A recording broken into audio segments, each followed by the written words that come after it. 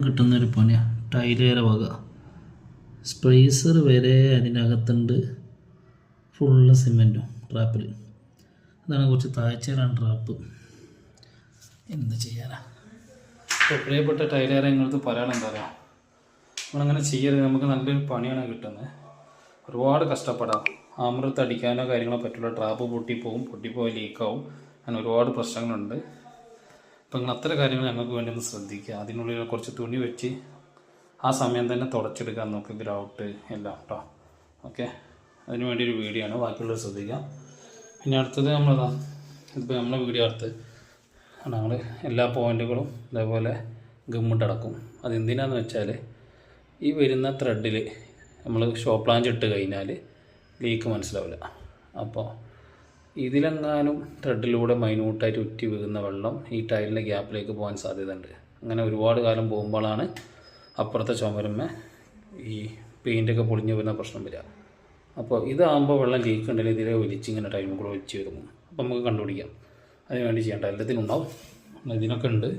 ഈ ഡൈവേർട്ടറിലാരും ഇങ്ങനെ ചെയ്യില്ല. ഡൈവേർട്ടറിൻ്റെ പ്ലേറ്റിൻ്റെ ഔട്ടർ കൂടെ കറക്റ്റ് ചെയ്തിട്ടുണ്ട് കേട്ടോ. അടക്കട്ടെ, വലിച്ചാൽ കാണാം. ഇതുണ്ടോ? അപ്പോൾ ഇതിങ്ങനെ ഇതിനകത്തേക്ക് പോകില്ല, ഒലിച്ച് തീവ്ര സൈഡിൽ കൂടെ വരും. ഡൈവേർട്ടർ ആരും അങ്ങനെ ചെയ്യുന്നത് കാണില്ല.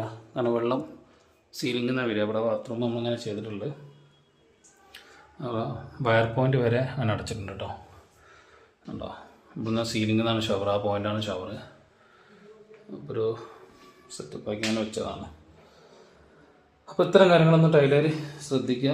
പിന്നെ അതേപോലെ വാതിലിൻ്റെ ഈ കോണുണ്ടോ, നിങ്ങൾ അപ്പോച്ച് ഇടുമ്പോൾ ഇവിടെ അടിഭാഗം എപ്പോഴും നല്ല സെറ്റപ്പിൽ ചെയ്യണം.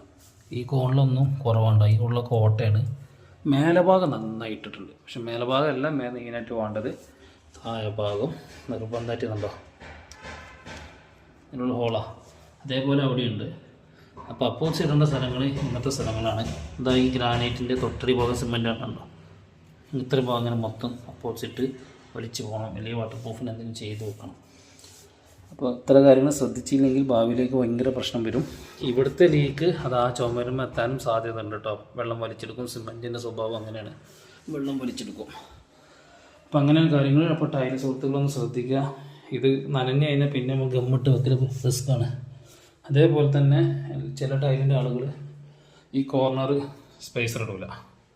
കണ്ടോ, ഇതിപ്പോൾ നമ്മൾ പറഞ്ഞ് ചെയ്യിപ്പിച്ചോണ്ട് അവരിട്ടാണ്. എല്ലാ കോർണറും ഫ്ലോർ ആയിക്കൂടെ കുറച്ച് ഗ്യാപ്പ് കൂടിയാലും കോർണർ സ്പേസർ നിർബന്ധമായിട്ട് ഇടുക. സാധാരണ കോർണർ എല്ലാ സൈറ്റിലും കാണാറുണ്ട്, കോർണർ ഇങ്ങനെ മുട്ടിച്ചിട്ടുണ്ട്. പക്ഷെ അതിപ്പോൾ ഗ്യാപ്പ് ഫില്ല് ചെയ്യാൻ കഴിയില്ല കേട്ടോ. ഇങ്ങനെ